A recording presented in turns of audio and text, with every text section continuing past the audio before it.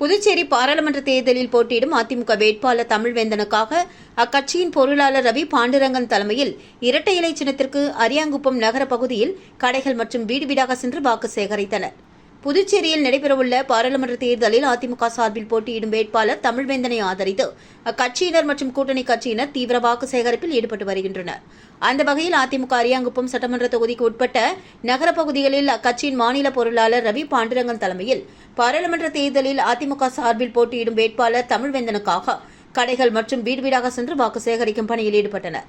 அப்போது பொதுமக்களுக்கு தேர்தல் வாக்குறுதிகள் அடங்கிய நோட்டீஸ் வழங்கி இரட்டை இலை சின்னத்திற்கு வாக்கு சேகரித்தனர்.